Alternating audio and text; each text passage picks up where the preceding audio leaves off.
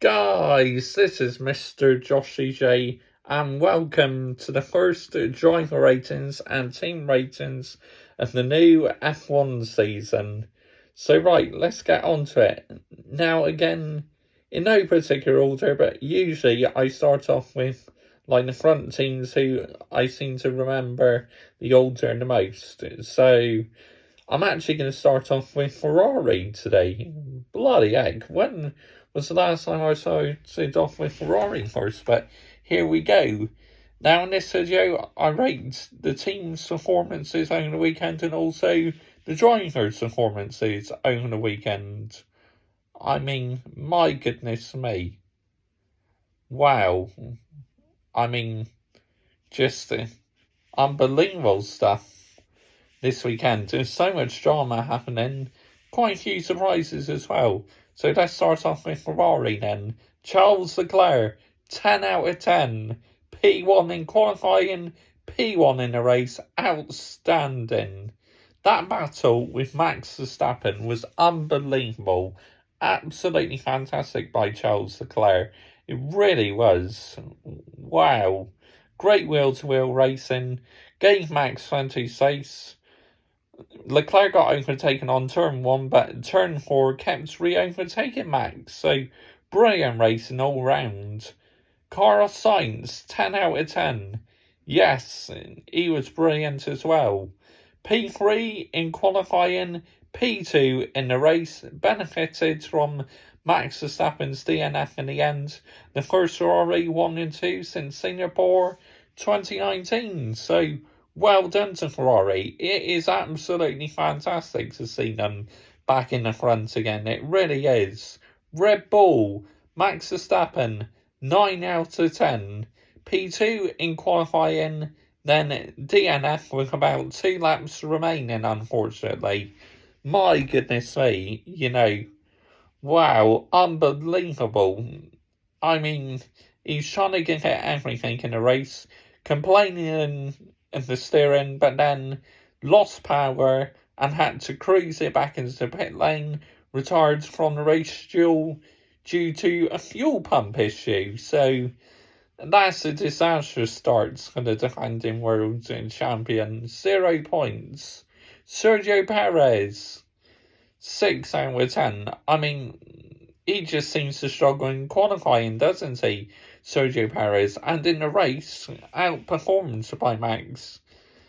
P4 in qualifying, DNF on the final lap where his car span and his Red Bull unit just shut down. So, yeah, now that was also a fuel pump failure for Perez as well. So, both on the Red Bull units, fuel pump failures caused their DNF. Right. Yeah, so that was unfortunate for Perez because it looked like he's going to be on the podium. He's keeping Hamilton at bay and then span and his engine just shut down. So that's how Hamilton got on the podium. We'll get on to Mercedes in a second. But Red Bull, they look fast in a straight line, but reliability will be a test for Red Bull this season. Now Honda are pulled down swords. Red Bull are literally looking after the engine themselves now. So, but Honda's still making them the engines. But any reliability issues, it's up to Red Bull to fix it. Mercedes, Lewis Hamilton, 6 out of 10. P5 in qualifying, P3 in a race, but Mercedes power teams well off the pace.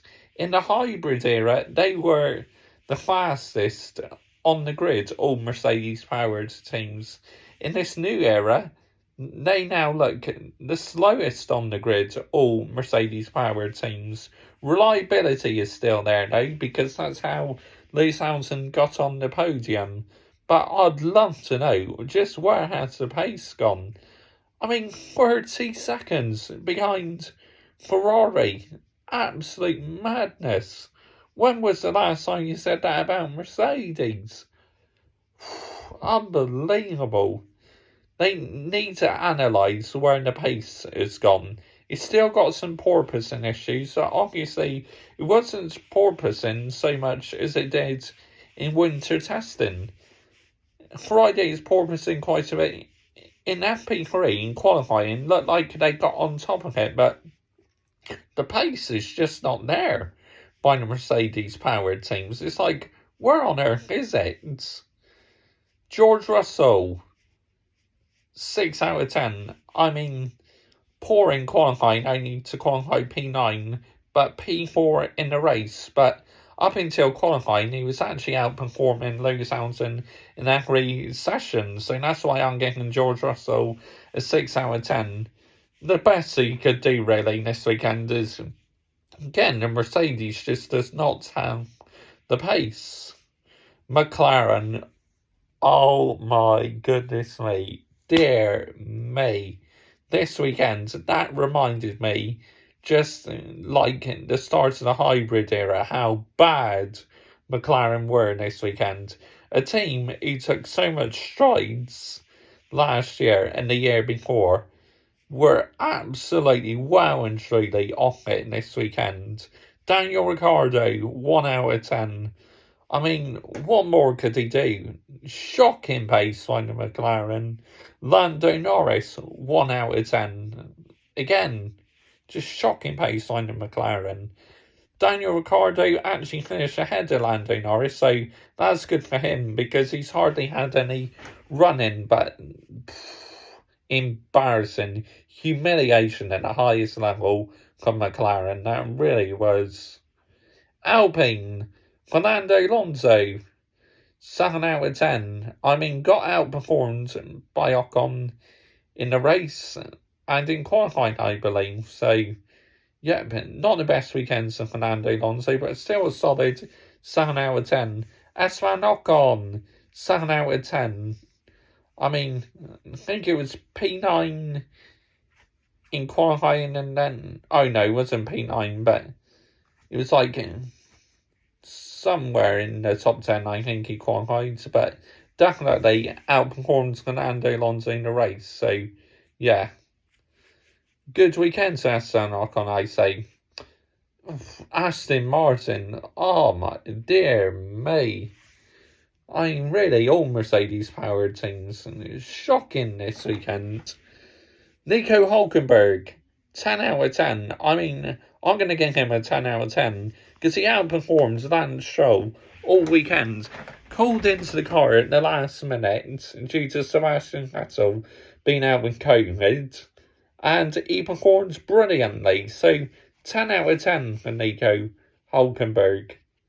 Lance Stroll, 5 out of 10. I mean, absolutely embarrassed all weekend by Nico Hülkenberg.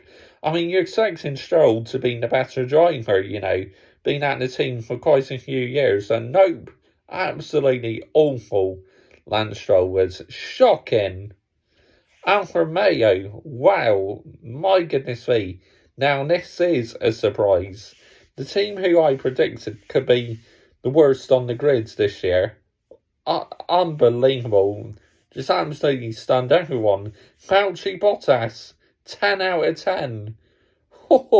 When was the last time I gave Valtteri Bottas 10 out of 10? Hardly ever when he was in the Mercedes, but 10 out of 10. I mean, P7 in qualifying, P8 or P7 in qualifying, out-qualified George Russell, the man who replaced him at Mercedes, and P7 in the race. Absolutely fantastic by Bottas. He had a poor start, but then great recovery. But how many times did we say that for Mercedes, that he had a poor start to the race? But great recovery by Bottas. That really was fair play. That's why he's getting 10 out of 10. Zhou Guanyu, 9 out of 10. Yes, I thought he performed brilliantly on his debut weekend. The Alfa Romeo has definitely got the pace. It really has. Absolutely fantastic with that Ferrari power unit. I mean, look at the Haas. We'll get on to Haas in a second, but yeah, very good weekend for Zhou Guanyu. Solid, it really was. Haas. Now, Kevin Magnussen, 10 out of 10. I mean, he got called back into the team about 2 weeks before the start of the season. He feels very much at home, outperformed Mick Schumacher all weekend. Just absolutely fantastic stuff by Kmag. P6 or P7 in the race. Just absolutely fantastic. The team who scored 0 points last year due to not developing last year's car start this season by joining the points party. Just like what I said on my race review. Absolutely fantastic by Haas and Kmag. Well done to everyone involved at Haas and to Kevin Magnussen.